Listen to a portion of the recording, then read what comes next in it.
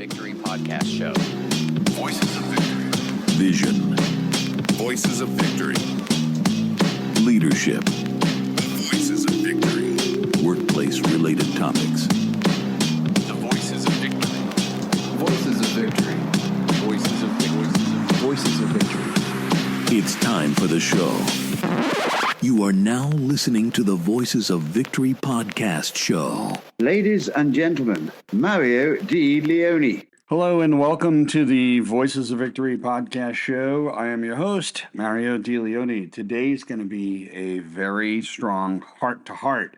We are going to have a heart-to-heart conversation. It's going to be a unique one, and I want you to know that it's a wild thought, and it's true, that no one can actually reject you. Now, you have to do your best to challenge your worldview on that and understand it from a deeper point of view. And I want you to let that sink in very deep. Now, I know it sounds strange. I know it sounds crazy, right? Because when it happens, it feels so real. It feels so personal. It's attached to the identity so strongly. It's a direct hit on your worth, especially if it happened when you're in your early childhood years. But here's the kicker. They can only reject the idea of you that they've cooked up in their own head because of the fact that people act from their own reality. They act from their own perception of the world, their own filters. So think about it. They're not seeing your soul. They're not seeing your deepest truth. They're not seeing your genuine essence of who you really are. They're seeing a version of you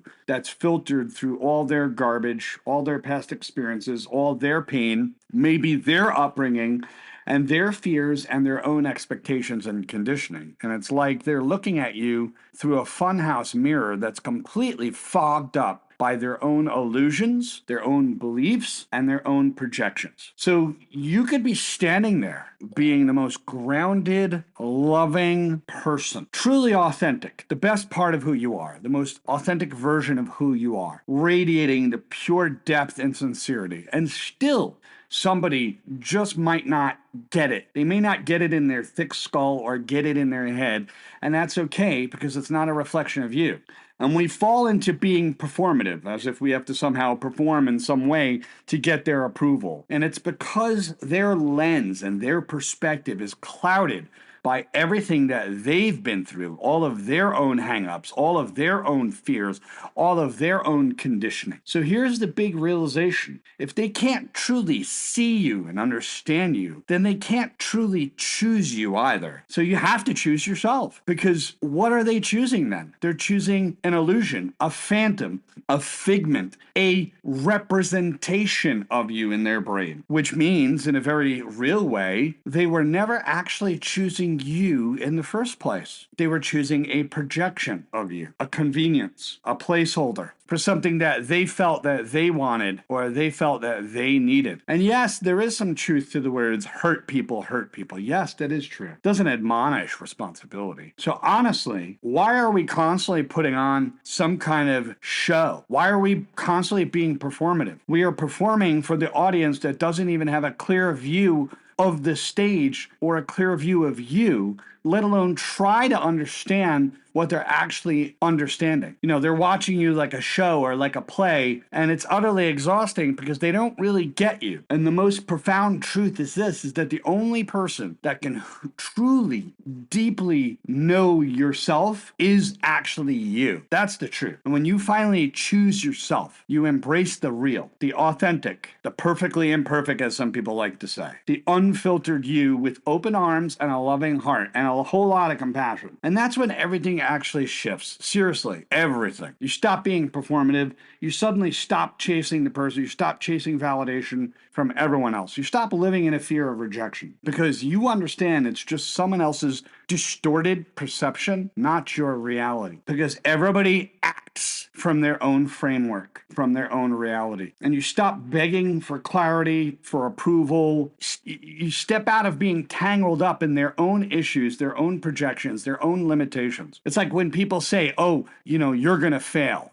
Sometimes they're projecting their own insecurities onto you. But here's the thing. Something amazing happens when you truly choose yourself. The people who are meant for you finally see you, recognize your value. You realize that your vibe is your tribe, it's impossible to be universally liked. So they recognize you. It's a click. It's a resonance. It's when the needle meets the record. And the truly wonderful thing is the ones who actually get it, the ones who actually get you, they'll never need to prove a single thing. You'll just know. They'll just know. So please, for your own peace, for your own freedom, you don't need to edit who you are constantly to fit someone else's script, to fit someone else's narrative. Start embodying who you've always truly have been, and that's where your power lies. You have to have the courage to be disliked. Universally liked is an impossibility because there's always indifference. There's always going to be an indifference. It always exists.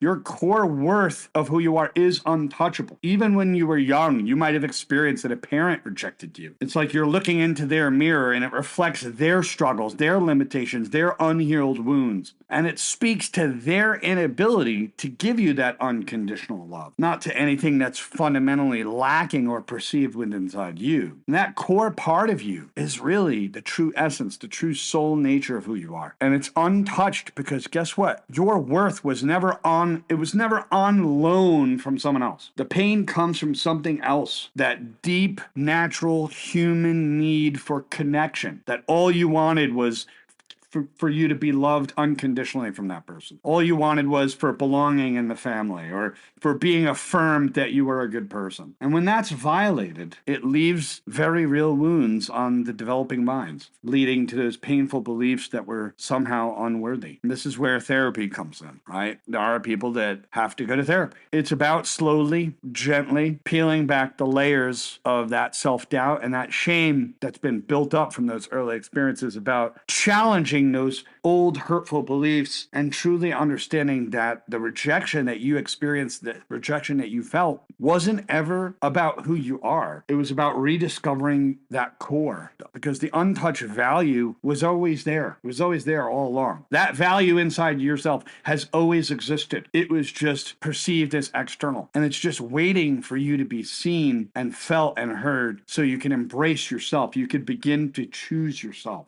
There's a Buddhist monk. He says, life is only one day. And he's absolutely right. Life is only one day. Today. The yesterday, the day that was before, it's gone. It doesn't exist anymore. The tomorrow is not here. That's in the imagination as well. You could plan for it, but everything happens today. Life is today. All of your efforts happen today. Choosing yourself begins with today. And that's my ultimate message. Choosing yourself begins with today. Tomorrow is in the imagination. The past is gone. There's nothing you can do about it. But choosing yourself today is the ultimate point of power. Don't forget to like, subscribe, and share. Please share this only with people who need it. That's it. Only with people who need it. If you don't need it, find another podcast. Fine. It's okay. Yeah. I'm not everybody's cup of tea, but I certainly am their whiskey. Have a great day and see you in the next episode.